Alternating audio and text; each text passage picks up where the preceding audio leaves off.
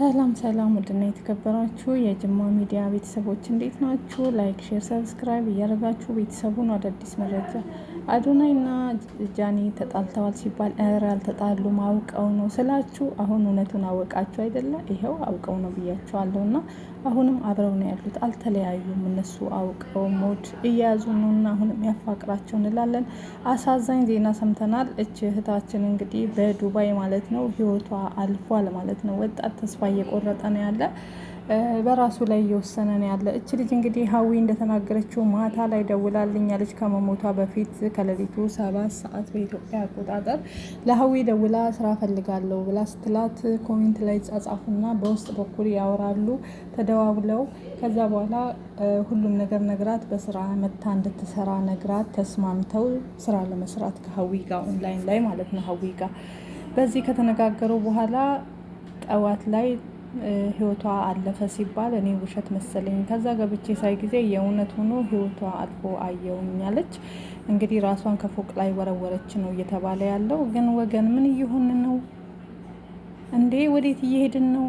ይኸው ትላንትና እንደዚህ አንድ አራስ ልጅ ማለት ነው በትግራይ ክልል አራስ አዘይ ቪዲዮ ላይ ለቅቄላችኋለሁ። በጣም የምታሳዝን ልጅ የአንድ ልጅ እናት ናት ገና ማለት ነው። እሷ በራሷ ሽጉጥ በራሷን ህይወቷን ነጠቀች ማለት ነው። ራሷ በራሷ ላይ ወስና እችም እንግዲህ ማታ ተነጋግራ ስራ ለመስራት እና ከዛ በኋላ እንግዲህ ምን እንደተፈጠረ አይታወቅም። ከፎቅ ላይ ነው ራሷን የወረወረችው። የሆነ ቪዲዮ ደግሞ ወጥቷል ማለት ነው ከሆነ ልጅ ጋር ተደርጎ እና በፍቅረኛዋ ነው እየተባለ ነው። በሱ ምክንያት እንደሆነ እየተነገረ ነው። እኔ የምለው ካለ ወንድ መኖራችንም እንደ ኢትዮጵያ ሴቶች ምንድን ነው እሱ ወንድ እንጀራ ነው ወይ ምሳ ነው ወይ ምንድን ነው? እኔ ያልገባኝ ነገር አለ።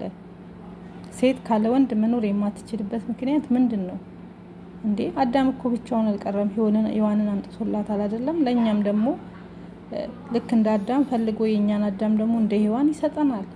ምንድን ነው እሱ? እሱን ካጣው በራስ መወሰን፣ እሷን ካጣው በራስ መወሰን። እንግዲህ ሁሉም በወንድ ነው። በትግራይ ክልልም እንደዚህ ያቺ ወጣትም በትላንትናው ዕለት እንግዲህ ህይወቷ ያለፈው የእሷም ዜና እንደዚሁ አንድ አይነት ዜና ነው። ምንድነው እየተባለ ያለው? ከባሏ ጋር ለመግባባት ተፈጠረ። አራስ ቤት ናት ገና የተማረች ንቁ ማለት ነው። የምታሳዝን ልጅ፣ ቆንጅዬ ልጅ ገና ወልዳ ህፃን አራስ ልጅ ነው የያዘችው ማለት ነው።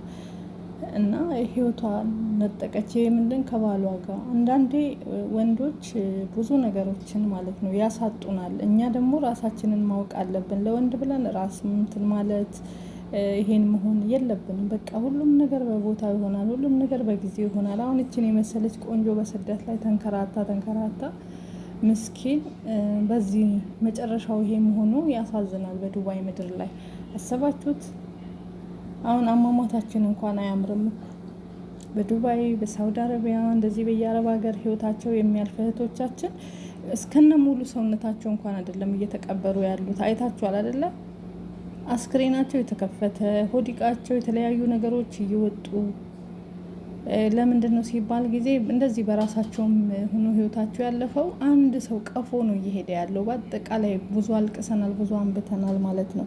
በዚህ ጉዳይ ላይ ጤናማ መሆኑን ያያሉ። መመራመሪያ አድርገው ሆድ ከፍተው ሁሉን ሆድ እቃ እየወሰዱ ይሸጣሉ። እነሱ ይጠቀሙበታል ማለት ነው። እና እስከነ ህይወታችን 2 ሞት ነው ምን ሞተው በስደት በተለይ ራሳችንን ከሆነ በራሳችን ላይ የወሰን ነው።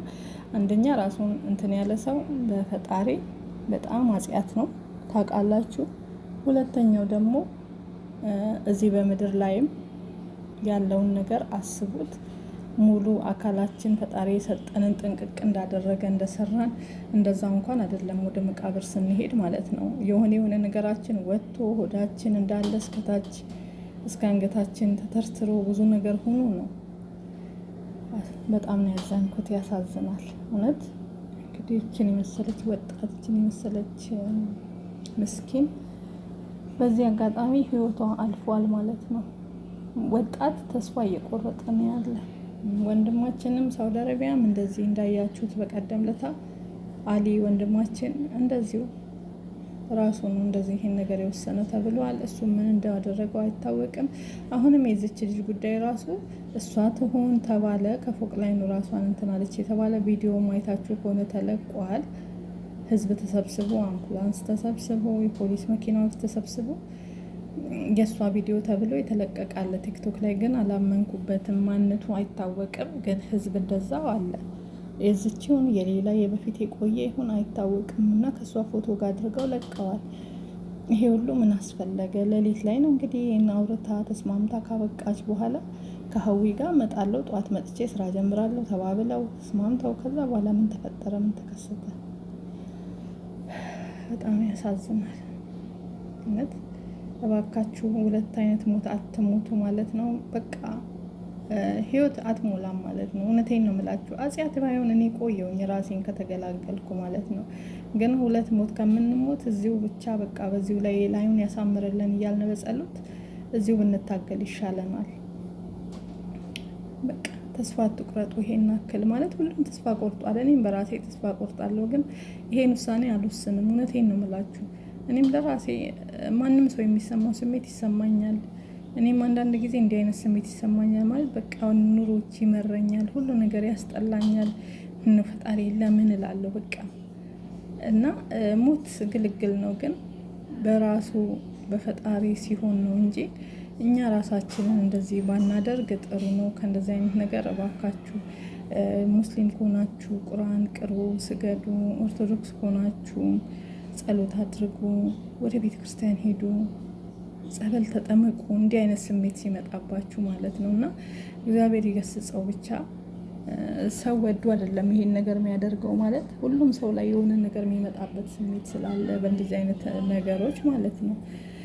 እና የትኛውም ሰው ይሄ ስሜት ይሰማዋል። ለአንድ ሰው ለሁለት ሰው ብቻ አይደለም። ግን ታግሰን ማለፍ አለብን እንደዚህ አይነት ነገሮችን ማለት ነው። እና ራሳችሁን ታገሱ ላለው ማለት ነው። ከዚህ ነገር ያው እያንዳንዳችሁ ይቅረባችሁ። የሁለት ሞት ሁለት እሳት፣ እዛም እሳት እዚህም እሳት። ኑሮም አልደላንም፣ በስደት ተቃጥለን እንደገና እዛም መቃጠል በጣም ነው የሚያስጠላ። እንግዲህ ለትግራዋም ነፍስ ይማር፣ ለቤተሰቦቿ መጽናናትን ያድልልን። ለዚችም እህታችን ነፍስ ይማር። የሚያሳዝነው የትግራዋ እንኳን እሺ በሀገሯ ነው። የዚች ደግሞ ብዙ አይነት ነገር ጎዶሎ አለ። እንደገና አስክሬን ወደ ሀገር ይባላል። ብዙ ፈተና ብዙ መከራ አለ። ይሄን ሁሉ ደግሞ ዘመድ ከሌለም አስክሬንም 2-3 ወርም ሊቆይም ይችላል። እዚህ በስብሶ ፍሪጅ ውስጥ ከበሰበሰ በኋላ ነው ማለት ነው ወደ ሀገር የሚላከው። ይሄ ደግሞ የበለጠ ያማል፣ ያሳዝናል ማለት ነው። ብቻ አሟሟታችንን ያሳምርልን እያላችሁ ጸሎት አድርጎ። የፈረደባት እናት አንድ ሴት በወንድ ምክንያት ራሷን በዚህ አይነት ውሳኔ ከሆነ ወንድ እንጀራ አይደለም ጥንቅር አባቱ ይበል።